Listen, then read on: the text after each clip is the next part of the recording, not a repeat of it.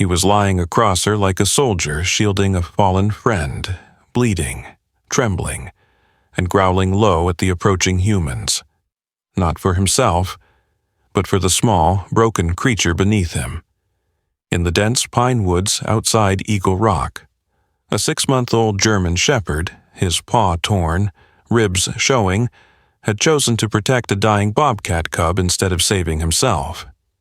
In that moment, before names, before rescue, before anyone could understand what they were seeing, this puppy made a decision that would echo through every heart that crossed their path. Before we begin this unforgettable story, would you mind sharing where you're from in the comments, and if stories of love, loyalty, and second chances move you? Please give this video a like and consider subscribing. The morning mist curled low along the forest floor, clinging to rocks and tree roots like whispers from an older time. In Eagle Rock, Colorado, a small town nestled against the edge of the Roosevelt National Forest. Early autumn meant crisp winds, golden light slicing through evergreen canopies, and the scent of pine and earth lingering like memory. The mountain trails were quieter now, the tourists gone and the locals resigned to the silence that came with fading daylight. Grace Miller walked the narrow path with a cautious but purposeful step. At 32, she had the gait of someone used to uneven terrain and unpredictable weather. Her frame was lean, almost wiry, the kind built from years of fieldwork, not gym routines. Her chestnut hair, pulled back in a low braid, was flecked with strands prematurely gray, not from age, but from loss. A small tattoo of a mountain range peeked from the inside of her left wrist, a permanent tribute to the man she lost in these same woods, her husband, Sam, a ranger who never came back from a storm 4 winters ago. Since then, Grace had thrown herself into wildlife rescue work. She had a quiet resilience, the kind that didn't shout or shine, it just stood still when others shook. People often mistook her distance for coldness, but it wasn't. She had simply grown used to carrying grief like a second backpack. Today's call came from a pair of hikers who'd reported something strange in the brush near Old Timberline Ridge. Grace had driven out alone, as she often preferred, her weathered green Subaru humming up the dirt road with determination. Now, as she ducked under a fallen birch limb, her breath fogged the cool air in rhythmic bursts. The sun was up, but not warm, not yet. Then she saw it. At first, it looked like a pile of tangled fur and bloodied leaves beneath the shade of a great pine, its long arms reaching low like a guardian's. But as she stepped closer, her breath caught. A young German shepherd, no more than 6 months old, lay draped protectively across a smaller creature. His coat, a mix of sable and charcoal black, was filthy and clumped with burrs. One of his front paws was mangled, swollen, and crusted with dried blood. His ribs showed through his matted fur like scars on old paper. Yet, despite his own injuries, he had positioned himself like a shield over the tiny body beneath him. The smaller figure twitched, a feeble motion, and Grace realized it was a bobcat cub, maybe 3 months old. Its tawny coat, speckled with fading spots, was soaked in mud and blood. One of its hind legs was clearly broken, twisted at an unnatural angle, and its breathing was ragged, shallow. The two looked like they'd been through a storm that hadn't touched the weather. The dog growled, a deep, low warning, not frantic, not fearful, but firm. His amber eyes locked on Grace's, unblinking. He didn't lunge or try to flee. He didn't even lift his head. He just lay there, trembling but resolute, daring her to come closer. Grace knelt slowly, her palms open in front of her. "Hey, buddy," she said softly, her voice barely louder than the breeze through the trees. I see you. You're not alone." The dog's ears flicked, but he didn't retreat. His body trembled with the effort of staying in a place. Every part of him looked like it wanted to collapse. And yet, he held his ground. Grace's eyes filled with something she hadn't felt in months. Wonder, tinged with sorrow. "You're not trying to escape," she murmured. "You're protecting her." The bobcat cub whimpered softly. The dog turned his head and gently, deliberately, licked her ear. Something inside Grace cracked. This wasn't survival instinct. This was a choice. She reached for her radio. "This is Grace Miller, reporting from Timberline Ridge. I have a severely injured bobcat cub and a wounded juvenile German shepherd. I'll need wildlife backup and a carrier. Make it fast." The dog didn't react to the radio. He just watched her. When the wildlife rescue team arrived 20 minutes later, led by an older field medic named Jess Kramer, gruff, practical, and kind beneath her sunburned skin, Grace stayed beside the animals. Jess assessed the bobcat through the wire mesh of a transport cage and signaled to her assistant to prep the tranquilizer. Grace touched the medic's sleeve. "Wait." She turned to the dog. "I need to get her out." "All right. You've done everything you could. Let us help now." The shepherd let out one final quiet growl, but didn't move as the cub was carefully lifted and placed into the carrier. Only when the soft thud of the door closing echoed through the forest did he lift his head, just slightly, and track the movement of the box being carried away. Grace knelt beside him. "You want to go too?" she asked gently. The pup tried to stand. He stumbled, paw dragging awkwardly, but managed a few shaky steps toward the trail. Grace smiled sadly. "All right then. You're coming with me." She carried him in her arms, his body surprisingly light but warm, back to the car, as she settled him into the back seat. She looked into his eyes and said, "Let's call you Hunter, because that's what you are. But more than that, you stayed the bobcat cub."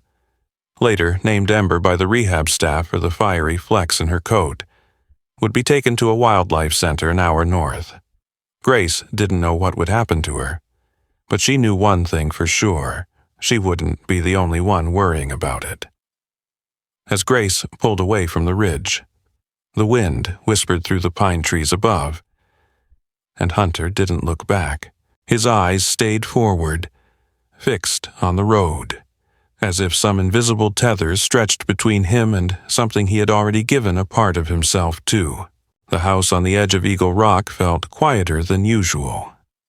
Grace Miller lived in a modest cabin-style home tucked just outside town. Built from weather-worn cedar and trimmed with soft yellow light in the evenings.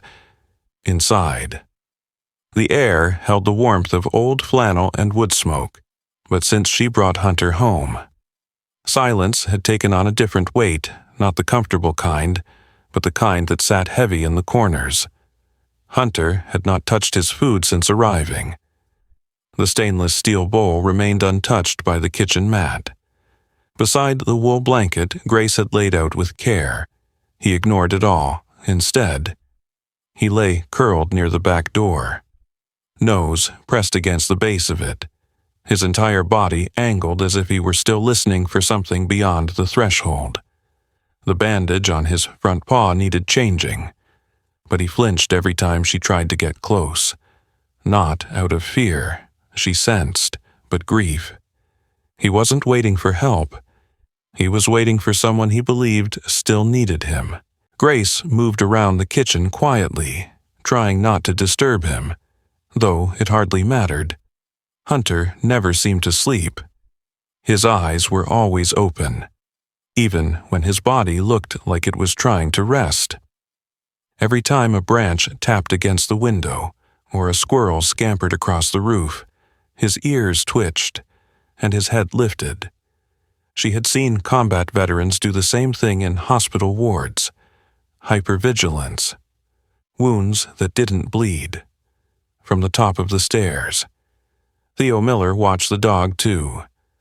Theo was 10 years old, lean like his mother, with the same dark eyes that missed nothing.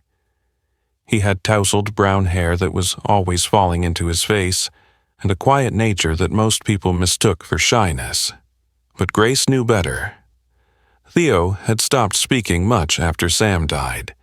He hadn't cried publicly, hadn't asked questions instead. He had retreated into a world of sketchbooks and silence, building his own language with pencil lines instead of words. He had watched from the second-floor railing as Grace carried the bleeding dog into the house the day before. He hadn't asked who the dog was or why he looked like he hadn't eaten in days. He had only stared. Now, sitting cross-legged with a spiral-bound notebook on his lap, Theo began to draw. First, the door, then the silhouette of a dog with one paw wrapped in gauze, curled up like a forgotten question. Hunter didn't seem to notice, or maybe he did and just didn't mind. That night, Grace slept restlessly on the couch, wrapped in a blanket that smelled like campfire ash and old memories. Around 3 a.m., she stirred awake to the sound of soft scraping. Hunter shifting on the floor.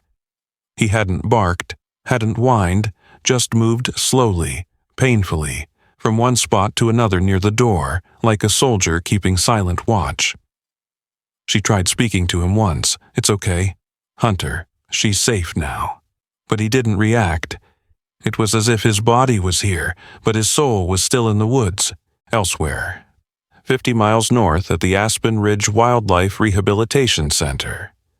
Ember lay motionless in her padded enclosure. The room was climate-controlled, the lighting dim, a low hum of machines providing artificial calm. A small heat lamp cast a warm glow over her, but the young bobcat remained curled tightly into herself, her spotted coat dull and crusted with dried blood. The staff veterinarian, Dr. Melissa Haynes, was a calm, methodical woman in her early 40s, with long, silver-streaked blonde hair tied in a no-nonsense bun. She had the calm precision of someone who'd seen hundreds of wild animals in distress. But even she looked concerned. She tapped the clipboard gently with her pen. Still not eating, she asked the assistant beside her. "No," replied Jake Moreno, a 22-year-old intern with curly black hair and a nervous energy that made him endearing. Only lifts her head when dogs bark in the kennels down the hall. Otherwise, nothing. Melissa tilted her head. She was found with a dog, right? Yeah, young German Shepherd. Protected her. Barely moved from her side. Apparently, Melissa narrowed her eyes. "Keep monitoring. If there's no improvement by tomorrow morning, we'll need to try assisted feeding." Jake nodded, scribbling notes, then paused. "Do you think she misses the dog?" Melissa didn't answer right away. "I don't know, but I've seen stranger bonds. Back at the cabin." Morning spilled through the east-facing windows in slow, golden beams. Grace shuffled into the kitchen, feet cold against the hardwood floor. She poured a cup of black coffee and sipped in silence.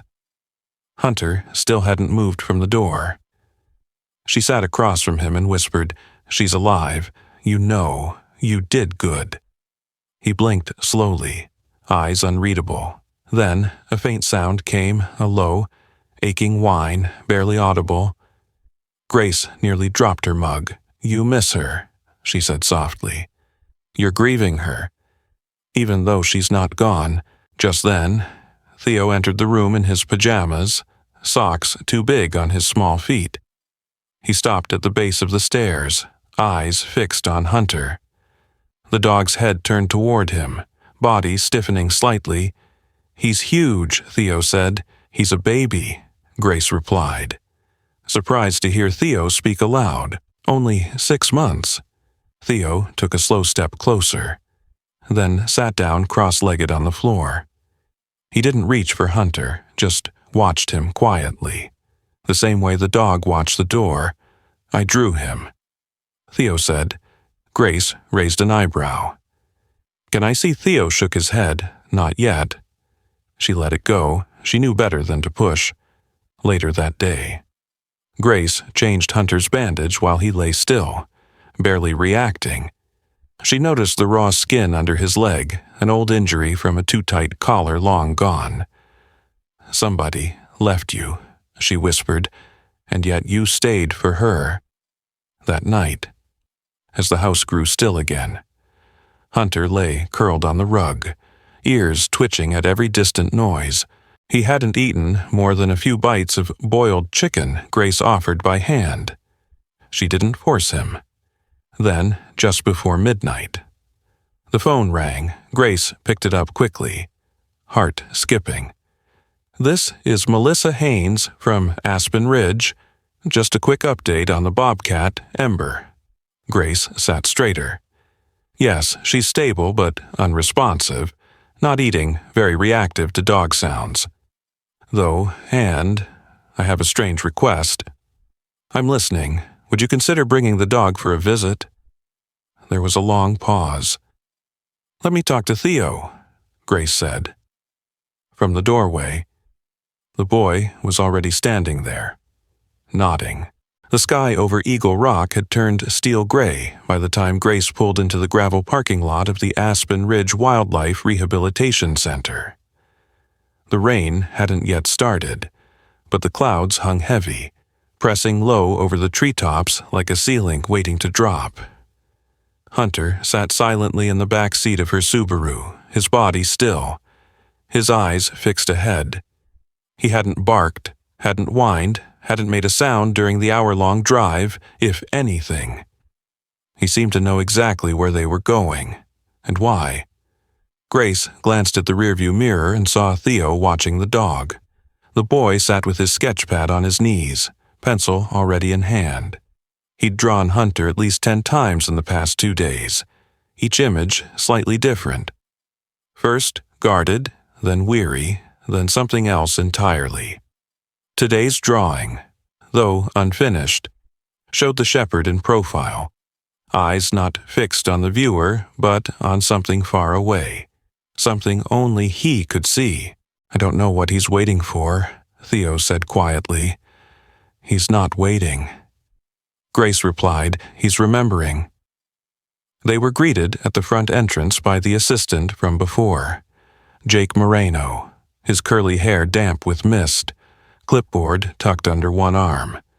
His smile was nervous but sincere. They're in Observation Room B, he said, leading them down a narrow hallway painted in soft, earthy tones. We've cleared out the side room so there won't be any extra noise. Dr. Haynes is already there. They entered a small chamber where one wall was made of reinforced glass looking into a larger, straw-covered enclosure. In the center of that room, curled up beside a heating pad, lay Ember. The young bobcat looked smaller than Grace remembered. Her fur had been brushed out, but the patches of healing wounds along her back and hind leg were still raw, a reminder of the fence that had nearly ended her. She was awake, though, her ears twitching toward the sound of the door. Hunter didn't move at first.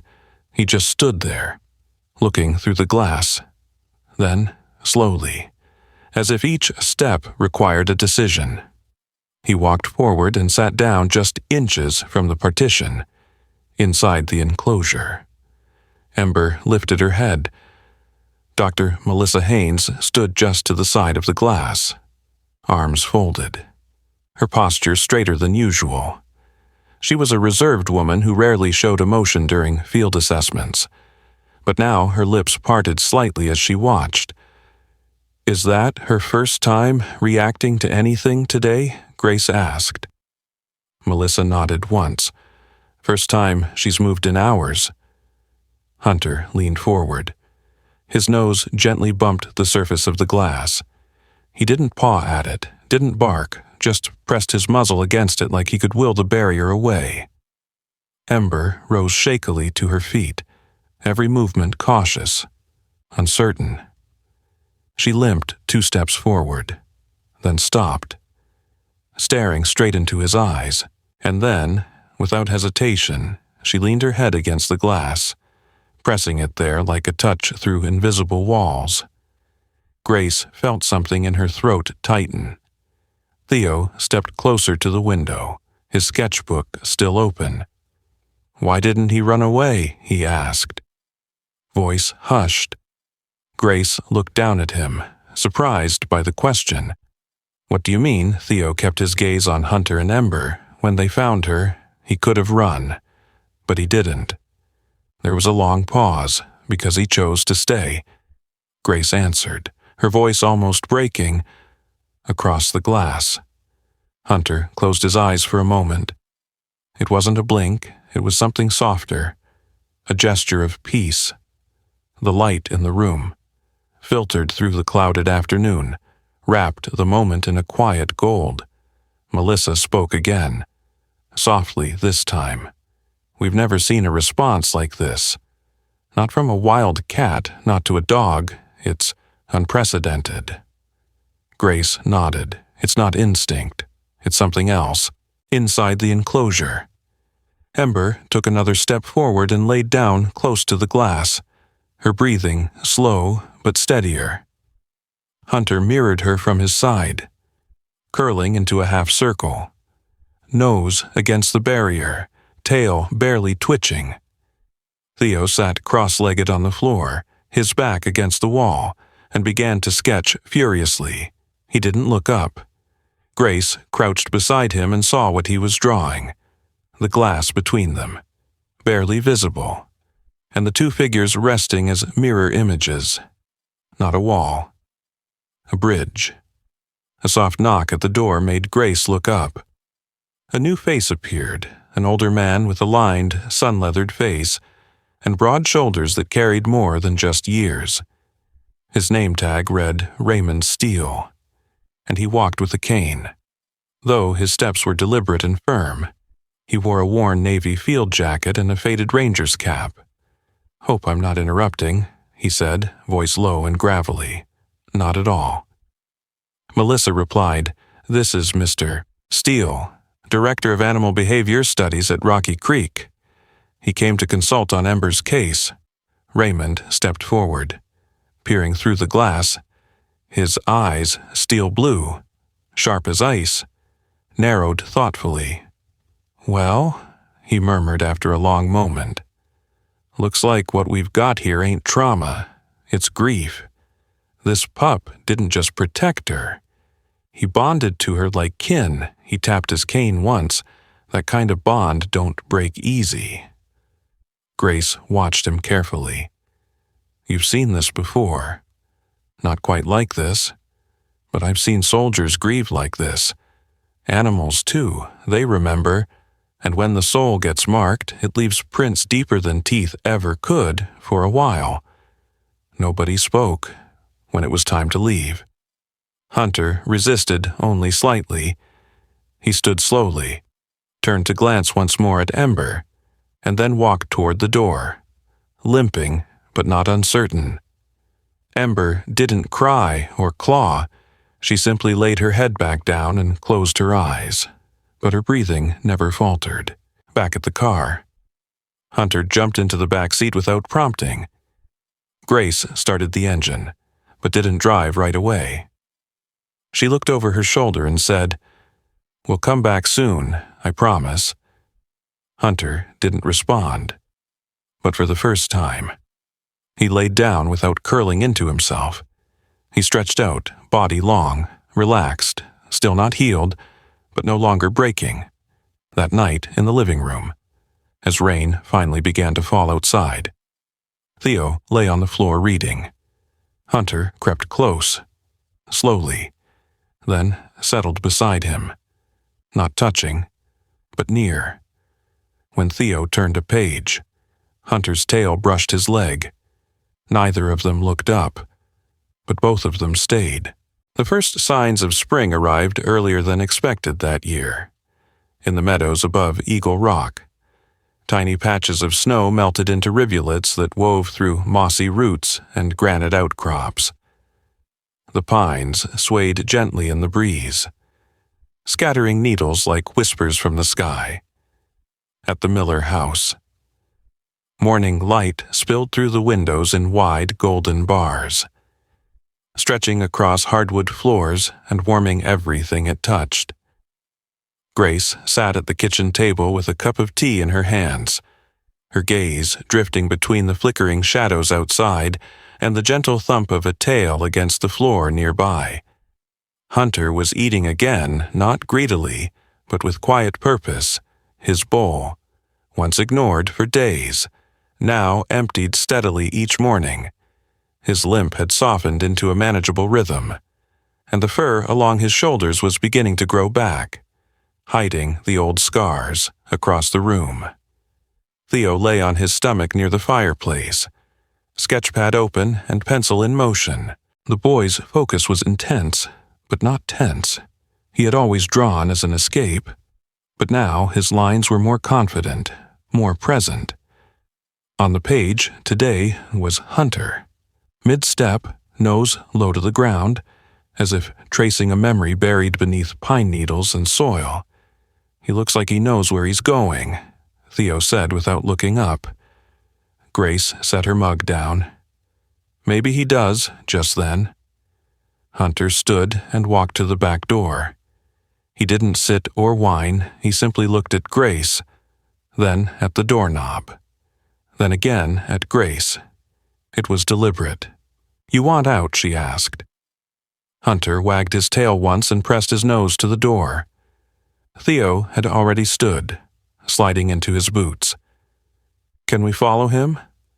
Grace hesitated, but something about Hunter's posture, straight, alert, not restless, made her nod. "Grab your coat." They followed him across the field behind the house, boots crunching over thawing earth. Hunter moved with purpose, but without urgency. His ears perked, eyes calm. He wasn't chasing a scent, he was leading. The trail curved through the underbrush, up a shallow rise, and into the forest. The same forest where they had first found Ember. Theo recognized it first. "This is where he stopped," he whispered. "The tree with the broken branch." Grace followed his gaze. The pine still bore the mark, snapped halfway up, its jagged edge pointing west like an arrow. They walked a little further until the forest opened into a clearing, the one with the twisted fence barely visible through the overgrowth. Hunter stepped into the clearing and stopped. He stood still. His nose lifted slightly, as if catching some echo from the past. Grace watched him closely. He wasn't tense, he wasn't searching, he was remembering. The clearing was quiet now, no blood, no cries, no frantic movement, just the smell of damp bark and early spring blossoms. Grace stepped beside Hunter and looked down. The earth had softened from recent rains. A small indentation remained where Hunter had once lain, shielding Ember. The ground had healed, but the memory hadn't faded. Theo walked ahead and crouched near the fence. He brushed away some pine needles, revealing a small tuft of golden fur, caught on a rusted wire. "She was here," he said. Hunter slowly approached the spot and sniffed. Then he sat, back straight, eyes fixed on nothing in particular. Grace crouched beside Theo and let out a long breath. "This is where he chose to stay," she said softly, "even when he could have run." Theo was quiet for a moment. Then, in a voice lower than usual, he said, "I used to think if Dad had just turned around, maybe he would have come back." Grace blinked. She hadn't expected it. "Not here, not now. I still think about it, all the time." She reached out and placed her hand on his shoulder. "Me too." Theo looked at Hunter, who remained still, his gaze calm, but when Hunter stayed for Ember, it made me feel less angry. Theo said, like sometimes people just choose to be brave, even if it means they don't come back. Grace swallowed the lump in her throat. "You don't have to be okay yet, I know," he said. "But I feel better. With him." A gust of wind stirred the branches above, sending a soft rain of needles to the ground. Hunter's tail flicked once, then slowly. He rose, turned back toward the path, and began walking. He didn't look back. Grace stood and offered her hand to Theo, who took it without hesitation. Back at the house, Hunter settled not by the door, but by the couch where Theo sat reading. When Grace brought out his food, he ate every bite later. As dusk rolled in and the scent of cedar filled the living room, Theo lay on the floor again, this time with Hunter's head resting gently on his legs. The healing wasn't loud, it didn't shout or shine, but it was there in the quiet moments, the shared glances, and the simple decision to stay. The morning came soft and pale, the sky bruised with lavender clouds and a golden haze that skimmed the tops of the fir trees along the highway. Grace drove slowly, her hands steady on the wheel as the Subaru climbed the final hill leading to the Aspen Ridge Wildlife Rehabilitation Center. In the passenger seat, Theo sat silent, hugging his sketchpad to his chest like it held something sacred. In the back, Hunter lay curled across the seat, his head resting between his paws, eyes alert but calm. The air was quiet inside the car, but not heavy, not anymore. The call had come 2 days earlier. Ember was ready. Her wounds had healed, her appetite had returned, and she had begun pacing her enclosure, her steps long and steady. The specialists had declared her prepared for release into the wildlands near Clear River Gorge, a region protected by state wildlife authorities and home to several established bobcat territories. But before they let her go, Grace had made one final request. They arrived just after sunrise, mist still hanging low across the grass like breath from the earth itself. Jake Moreno greeted them at the side gate, his usual clipboard absent, replaced with a small fleece blanket tucked under one arm. His curls were damp with dew, and he gave a quiet nod. We moved Ember to the release enclosure at the edge of the property. He said, "Dr. Haynes is there now." She agreed. Hunter can see her, but no direct contact. It has to be from outside the mesh. Grace nodded, then looked to Hunter, who was already standing, tail lowered, body composed. He didn't pull or pace, he simply waited. Theo followed as they walked the narrow gravel path behind the facility. They passed a low field dotted with milkweed and goldenrod, the scent of damp clover thick in the air. Birds trilled softly overhead, their morning songs weaving around the silence between them. They reached the enclosure, a wide, natural pen lined with pine logs and wire fencing that curved overhead like a dome. Inside, Ember stood still, just beyond the far side, her amber eyes sharp and steady. She was leaner now, muscle visible beneath her growing fur, and her movements had a quiet grace that hadn't been there before. She turned her head slowly as Hunter approached, her ears lifting. Hunter didn't bark. He didn't whine or rush the fence. He walked to the edge, stopped a foot away, and sat. His tail lay flat behind him, still as stone. Ember stepped forward with equal restraint, her paws silent against the straw-covered ground. The two creatures stood across from each other, the wire fence between them, but nothing else. And then, slowly, Ember pressed her nose to the mesh. Hunter mirrored her, his snout resting against the same spot. Their eyes met, feline and canine, predator and protector, not as adversaries, not even as companions, but as something more elemental. Survivors, Witnesses. Theo gripped Grace's hand. She's not alone anymore. He whispered.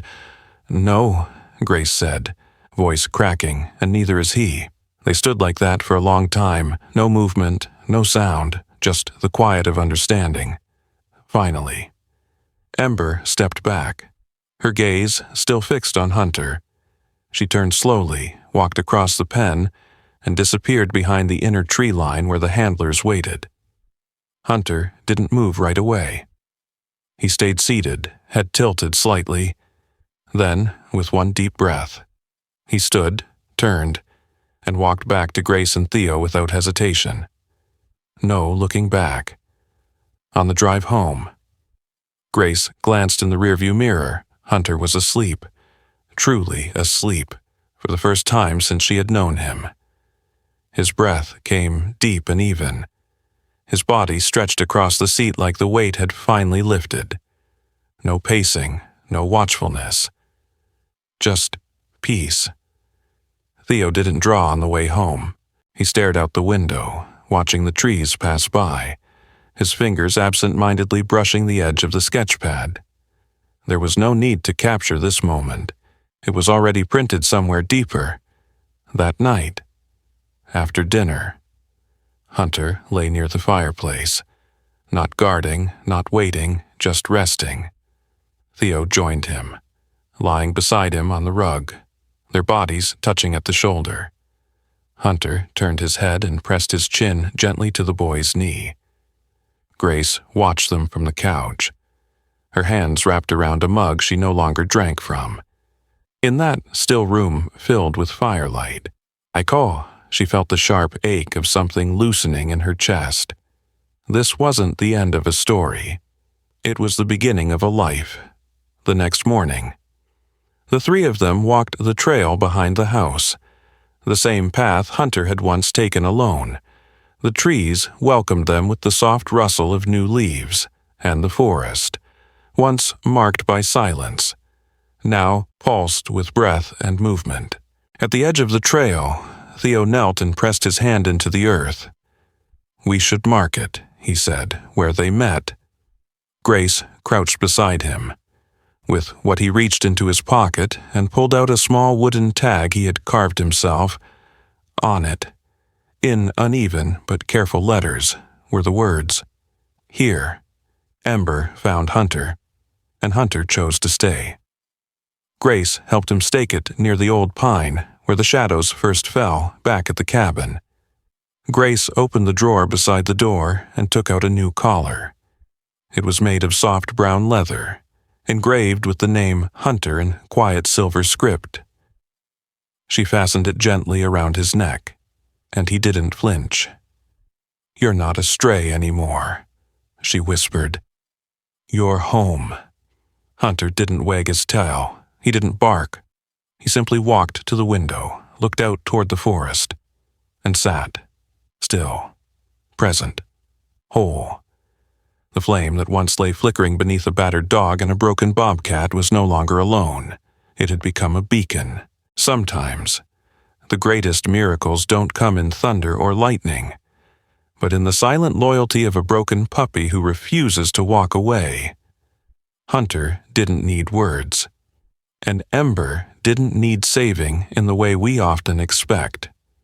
What they needed, what they gave, was presence, faith, the kind of unwavering love that stays through fear, through pain, through silence, and isn't that, perhaps, what God calls us to be for one another in a world where many walk past suffering? Hunter stayed. He stayed when he could have run. He chose pain over escape, love over fear. That is not just instinct, it is a glimpse of grace, a quiet echo of the love God shows us daily. Sometimes his miracles arrive on 4 legs, wrapped in fur and sorrow, carrying hope like a hidden flame. If this story touched your heart, please take a moment to share it with someone who needs hope today. Leave a comment below and tell us, have you ever witnessed a quiet miracle? Subscribe to the channel for more true stories of courage, healing, and faith. And if you believe that love like this is God's way of reminding us we're never alone, type Amen in the comments. May God bless you and your loved ones.